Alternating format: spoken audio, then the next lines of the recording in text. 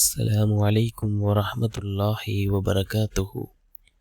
الحمد لله الحمد لله الذي نحمده ونستعينه ونستغفره ونؤمن به ونتوكل عليه. أما بعد. அன்பிற்குரிய அல்லாஹ்வின் நல்லடியார்களே, அன்பு சகோதரர்களே, நாம் தொடர்ச்சியாக பார்த்து வரக்கூடிய துஆக்களினுடைய திக்ருகளினுடைய தொகுப்பில் இன்று நாம் பார்க்க இருக்கின்ற விடயம் என்னவென்றால், நாம் இஷாவுடைய தொழுகையை தொழுதுவிட்டு 100 தடவைகள் இந்த துஆவை ஓதி அல்லாஹ்விடம் பிரார்த்தனை செய்வோம். இதனை ஓதுவதன் மூலமாக நாம் நினைக்காத புறத்திலிருந்து அல்லாஹ்வினுடைய உதவிகளை பெற்றுக்கொள்ள முடியும். அதே போன்று நம்முடைய தேவைகளை அல்லாஹ் பூர்த்தி செய்து தருகின்றான். அப்படிப்பட்ட மிகச்சிறந்த ஒரு துஆவை தான் நாம் இன்றைய வீடியோவில் பார்க்க இருக்கின்றோம்.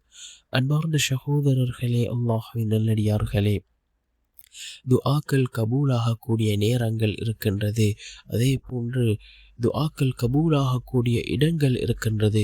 ரசூலுல்லாஹி ஸல்லல்லாஹு அலைஹி வஸல்லம் அவர்கள் கூறினார்கள், ஒவ்வொரு ஃபர்தான தொழுகைகளுக்கு பின்னும் நாம் கேட்கக்கூடிய துஆக்கள் அல்லாஹ்விடத்தில் கபூலாகும் என்று கூறினார்கள் அருமை நாயகம் ஸல்லல்லாஹு அலைஹி வஸல்லம் அவர்கள். அன்பார்ந்த சகோதரர்களே, அல்லாஹ்வின் நல்லடியார்களே, நாம் ஒவ்வொரு ஃபர்தான தொழுகைக்கு பின்னும் அல்லாஹ்விடம் கையேந்தி பிரார்த்தனை செய்வோம். நிச்சயமாக அல்லாஹ் ஜல்ல சுப்ஹானஹு வ தஆலா நம்முடைய துஆக்களுக்கான பதிலை அல்லாஹ் வழங்குவான். அன்றைய காலகட்டத்தில் வாழ்ந்த சஹாபாக்கள்களாக இருக்கலாம், இமாம்களாக இருக்கலாம், தங்களுடைய வாழ்க்கையில் ஏதாவது ஒரு பிரச்சனை ஏற்பட்டால் அல்லாஹ்விடம் கையேந்தி பிரார்த்தனை செய்யக்கூடியவர்களாக இருந்தார்கள். அல்லாஹ் ஜல்ல சுப்ஹானஹு வ தஆலா அவர்களுடைய பிரார்த்தனைகளுக்கு பதில் வழங்கினான். அன்பார்ந்த சகோதரர்களே, அல்லாஹ்வின் நல்லடியார்களே, நாம் இந்த துஆவை இஷாவுடைய தொழுகையை தொழுதுவிட்டு 100 தடவைகள் ஓதுவோம். மிக முக்கியமான ஒரு துஆ. அல்லாஹ்வினுடைய ரஹ்மத்தை கேட்கக்கூடிய ஒரு துஆ. அதே போன்று நம்முடைய பாவத்திற்காக அல்லாஹ்விடம் மன்னிப்பு தேடக்கூடிய மிகச்சிறந்த ஒரு துஆ.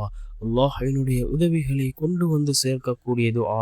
நம்முடைய தேவைகளை பூர்த்தி செய்து தரக்கூடிய அந்த துஆ. அல்லாஹும்ம அர்ஹம்னி, அல்லாஹும்ம ஃபிர்லி, அல்லாஹும்ம அர்ஹம்னி, அல்லாஹும்ம ஃபிர்லி என்று நாம் இஷாவுடைய தொழுகையை தொழுதுவிட்டு 100 தடவைகள் ஓதி அல்லாஹ்விடம் பிரார்த்தனை செய்வோம்.